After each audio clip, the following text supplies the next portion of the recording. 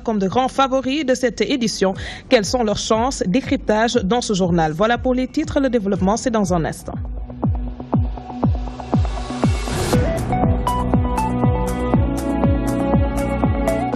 La messe semble être dite pour le transfert de la gestion du groupe Yafou Selim à la fondation Marif.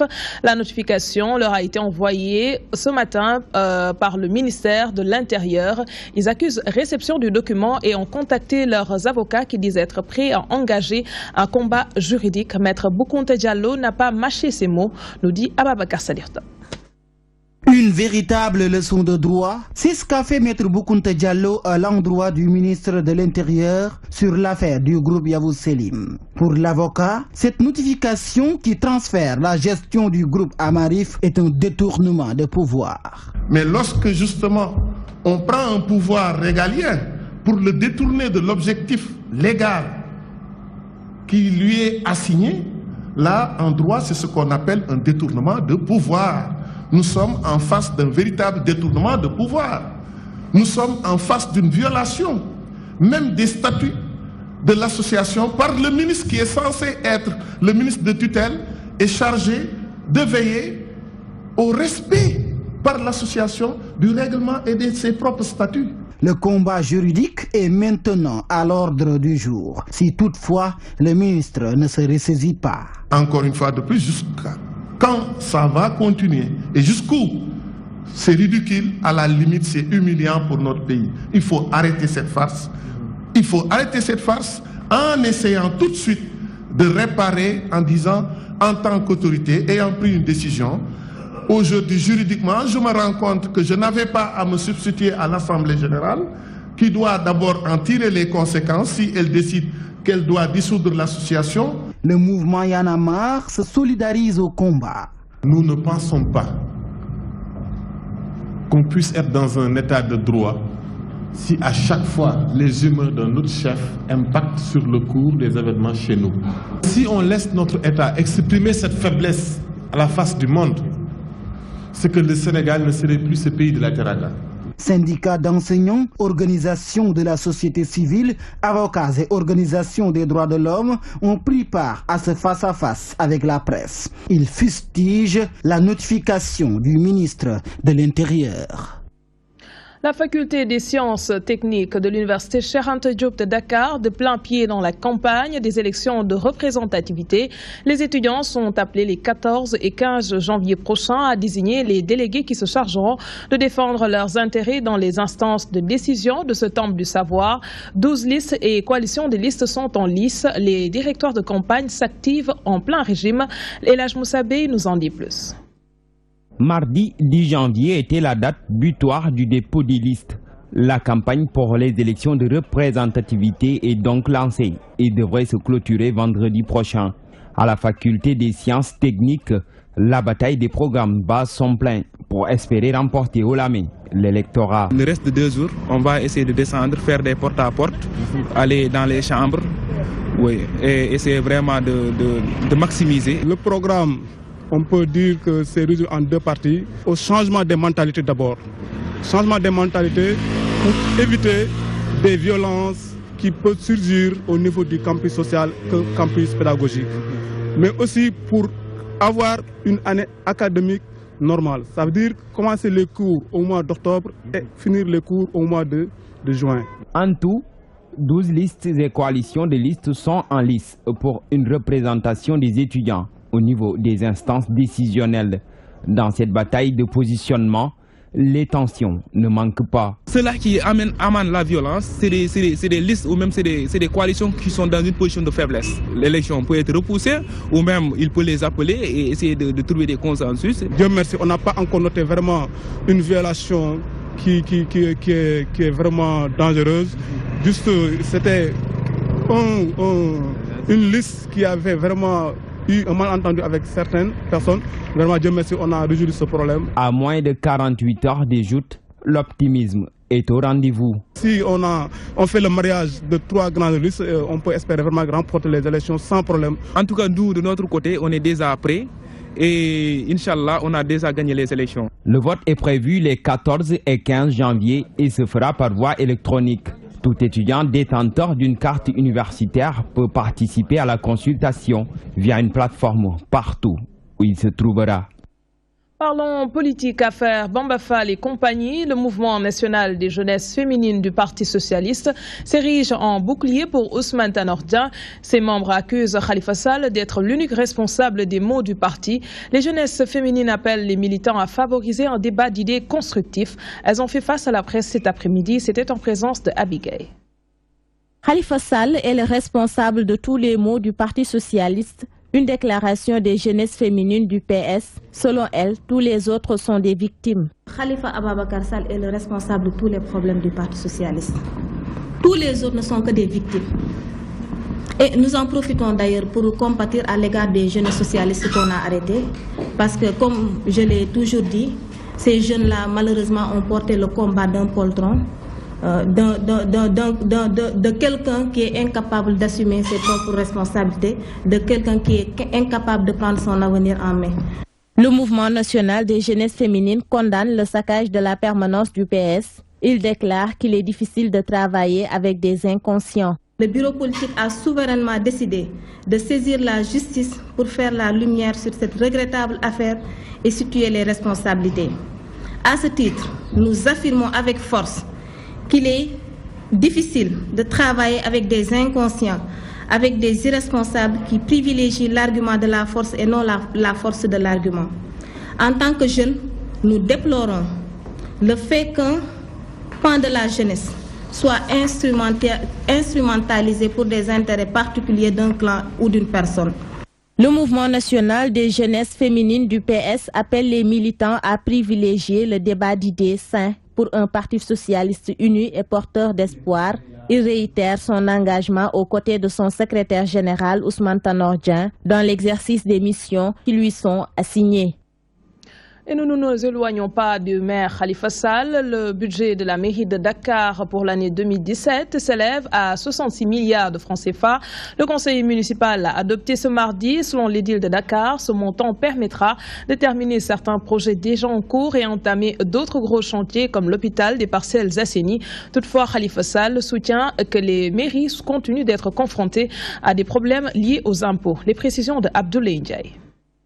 Le vote du budget de la municipalité de Dakar perturbé par des débats houleux. Il s'agit de la somme des 500 000 francs CFA destinée à la facture téléphonique, au montant que certains conseillers qualifient à des moyens de campagne. Le deal de la ville de Dakar réplique. L'Internet à l'école et la facture téléphonique. Nous sommes la seule mairie où ni le maire, ni les adjoints au maire n'ont d'appareil téléphone ou de cellulaire donné par la mairie. Si je n'étais pas tenu par le secret, je pouvais justifier chaque franc qui est dépensé dans cette rubrique. Cette rubrique existe depuis les années 60 par la ville de Dakar. Nous sommes l'unique collectivité locale à qui les autorités politiques de l'époque ont concédé cette faveur.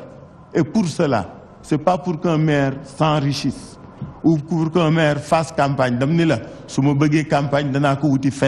ce vote également, il a été question des impôts. Le maire de la ville de Dakar dévoile leur souci de mettre en œuvre leur projet. Cela est dû souvent au manque de moyens. Concernant l'affaire des patentes, vous avez entendu le différend entre un collègue et un agent. Cela nous fatigue vraiment. Les impôts permettent aux mairies de survivre. Il y avait un réel problème lorsque nous avons voulu augmenter les taxes publicitaires et la Cour suprême l'avait cassé. Il faut des réformes qui vont responsabiliser davantage les collectivités locales.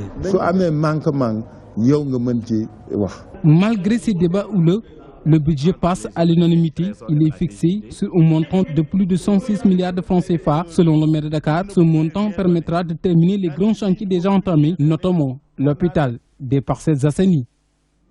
Juste vous dire que le maire Khalifa Sall annonce dans les prochains jours un face-à-face avec la presse pour se prononcer sur l'affaire Bamba Fall.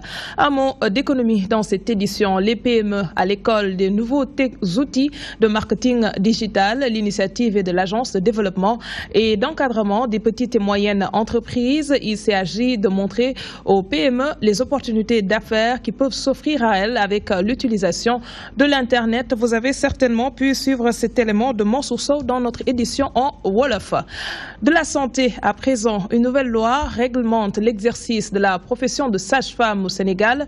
Le texte a été adopté ce mardi à l'unanimité par les députés. À cela s'ajoute l'ordre des sages-femmes qui a été mis en place. L'ancienne présidente nationale des sages-femmes d'État du Sénégal estime que cette loi est une aubaine et permettra de régulariser la formation et la pratique du métier afin de garantir à la mère et au nouveau-né des soins de qualité. Un sujet de Ndeye Fatimlo.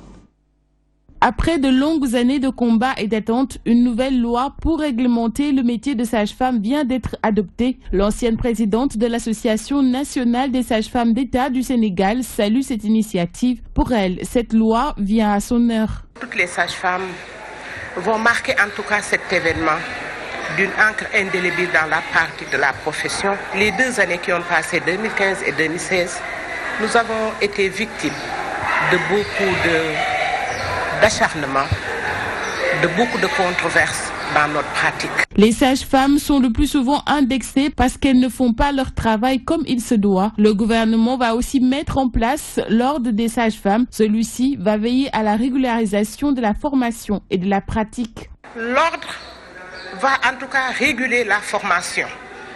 Parce qu'on ne peut pas réguler une profession qui est l'exercice de l'apprentissage d'un métier sans que la formation ne soit en règle. L'ordre permettrait aussi, devant des personnes, comme vous le dites, qui n'auraient pas ou qui auraient failli, devant leurs compétences, d'être traduits devant les conseils.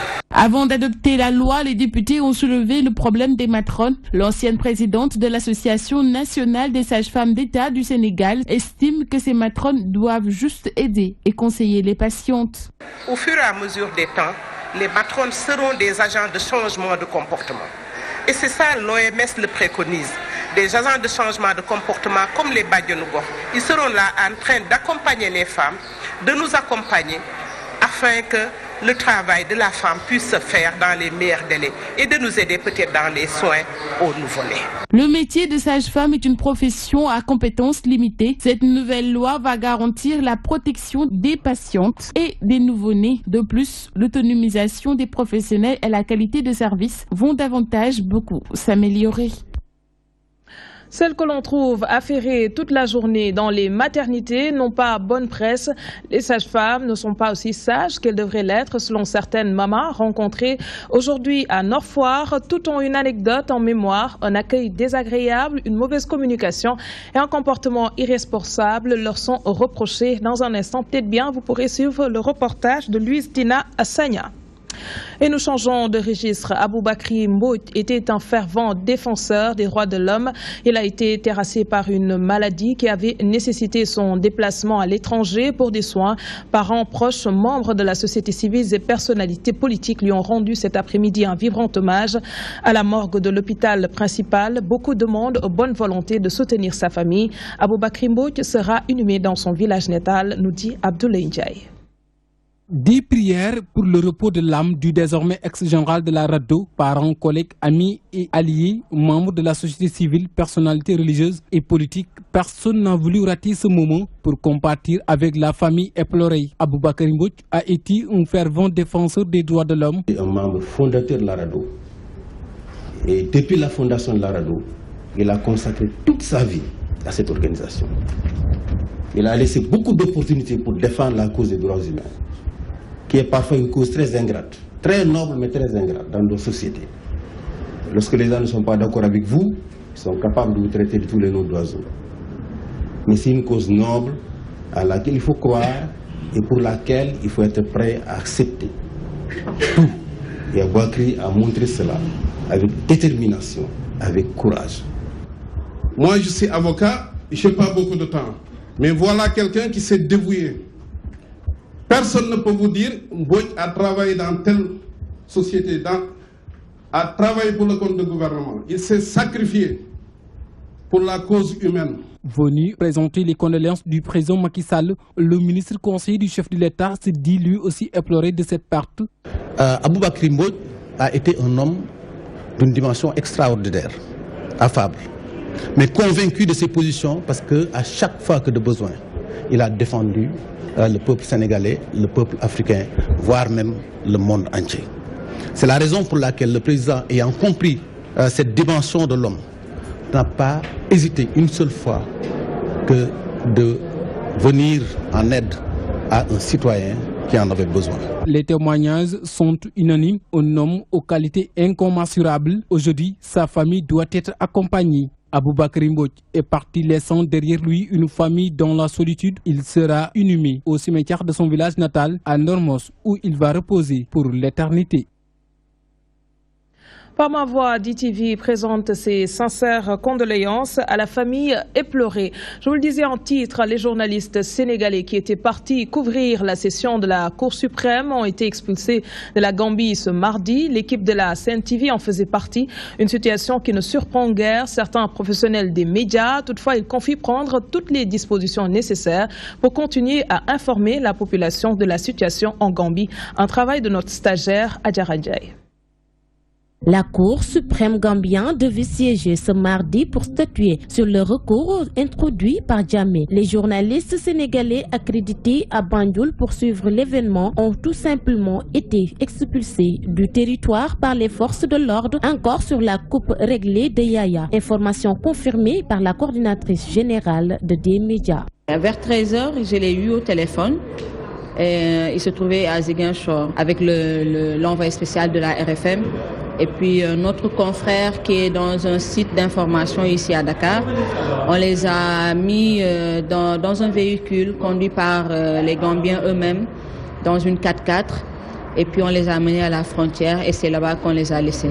Une situation qui ne surprend guère certains acteurs de la presse sénégalaise, car, disent-ils, le président Yaya Jammeh est coutumier des faits. Je ne suis pas surpris quand même que le dictateur de Banjul prenne la décision d'expulser des journalistes, surtout les journalistes sénégalais et étrangers. La Cour suprême pouvait le débuter, confirmer la victoire d'Adama Barrow au vu et au su de la communauté internationale à travers les médias étrangers. Selon le journaliste politologue Yaya Jammeh, veut seulement prendre la Cour suprême comme alibi pour pouvoir rester encore quelques mois dans le pouvoir. C'est quand même des manœuvres dilatoires pour gagner du temps. Mais aussi pour diviser la communauté internationale.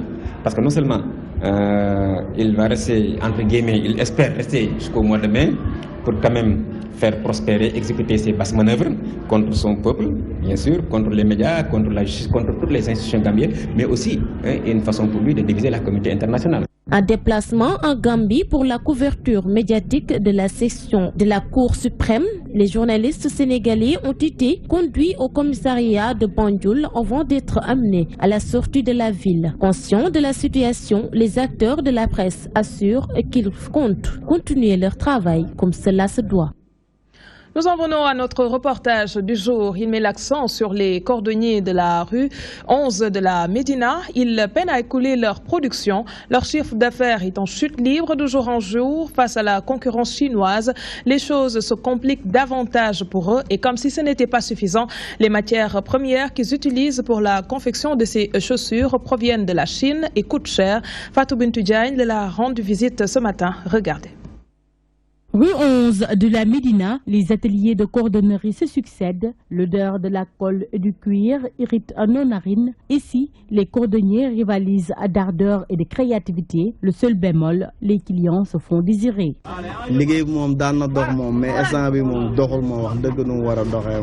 Nous ne vendons plus comme avant, car nous ne voyons pratiquement plus de clients. Pourtant, c'est le même travail que nous abattons, voire plus, et c'est de la bonne qualité. La première raison évoquée, la concurrence des commerçants chinois.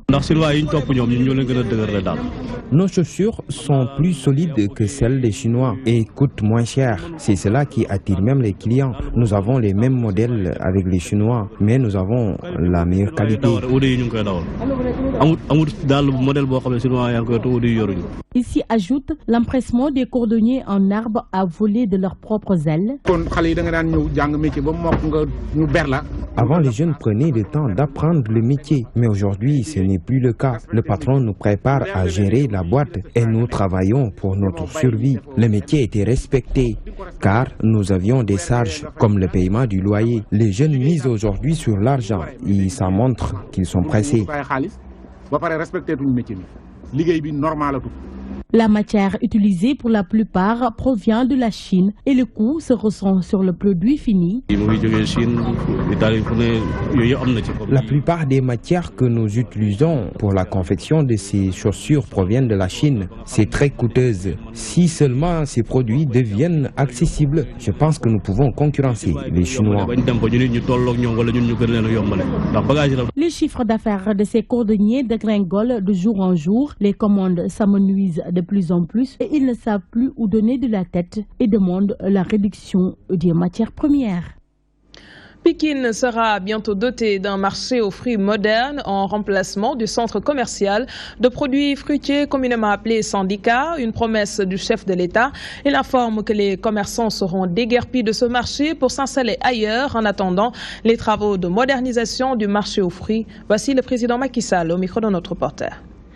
Lorsque j'ai jeté le regard à gauche, j'ai vu les tentes du marché syndicat. Je considère que Pikine mérite mieux. Je prends donc l'engagement en relation avec le maire de la ville et le maire de Pikine-Est. Et je demande au gouvernement de prendre dans les meilleures dispositions pour la construction d'un marché moderne de fruits qui prendra le relais du marché syndicat, connu pour son historicité mais connu également pour son insalubrité. Nous restons à Pikine. Le stade Alassane Djigo fonctionnel. La réhabilitation de ce complexe a coûté 1,3 milliard de francs CFA à l'État du Sénégal. Le président de la République a inauguré le joyau ce mardi. Selon Macky Sall, les infrastructures sont un facteur essentiel de notre politique sportive. Les autorités de la localité avaient effectué le déplacement. Tous ont remercié le chef de l'État pour les efforts déployés pour la commune de Pikine. Abdoulaye Wanyanga était sur place. 2 tribunes couvertes avec une pelouse et des projecteurs dans un bon état. Tel est le nouveau visage du stade Alassane Djigo de Pikine. Ce complexe sportif est maintenant prêt à accueillir des compétitions. C'est le chef de l'État Macky Sall qui a d'ailleurs procédé à sa livraison ce mardi après-midi. En effet, renforcer Pikine, c'est rééquilibrer le territoire métropolitain de Dakar. Renforcer Pikine, c'est dynamiser l'économie et raffermir la cohésion sociale dans l'espace régional de Dakar.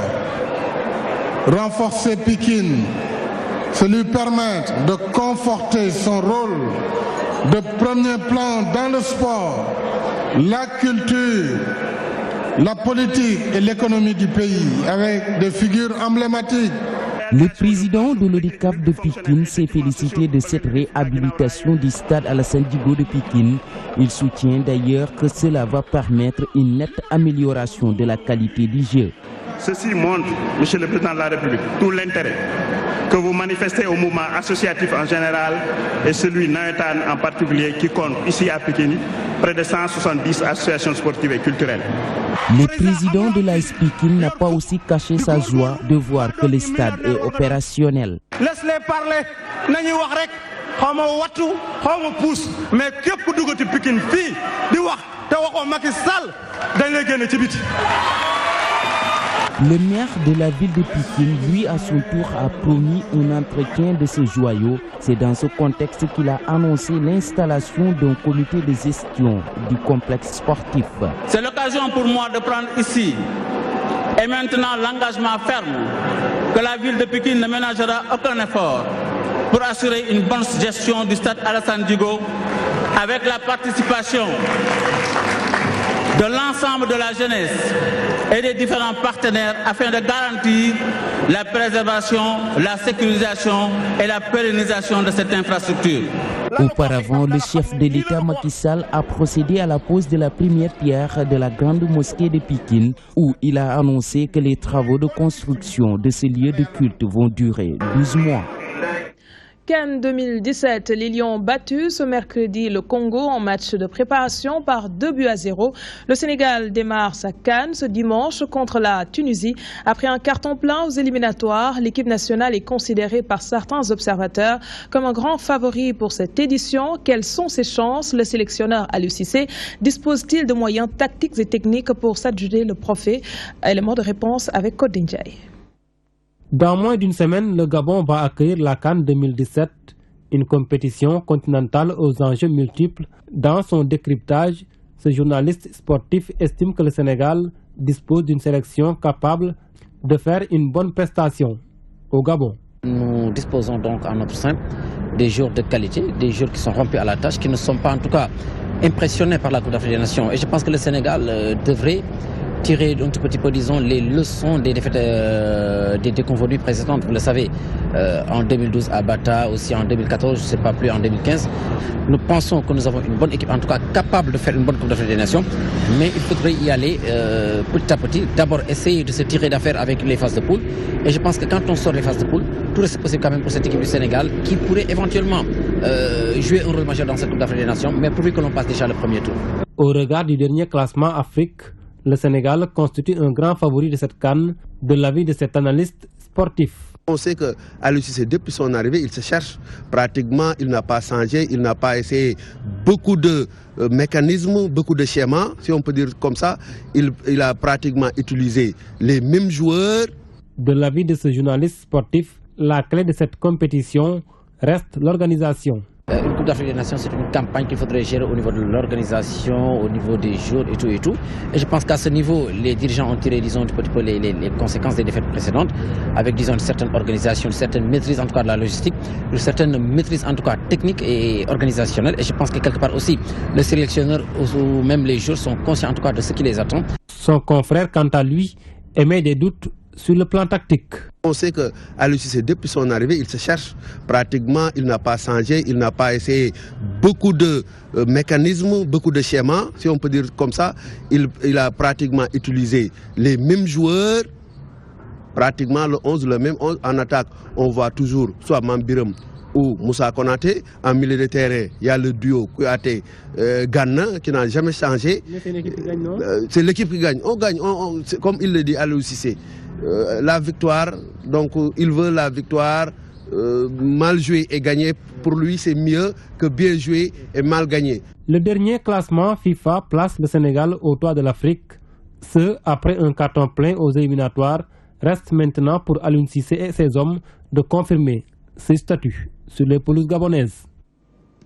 Et c'est tout pour ce soir. Merci de nous avoir suivis. Merci également à l'équipe technique. BBC Info à 20h30. À partir de demain, retrouvez Léna Sarr pour la grande édition en français. Passez d'excellents moments en compagnie de nos programmes.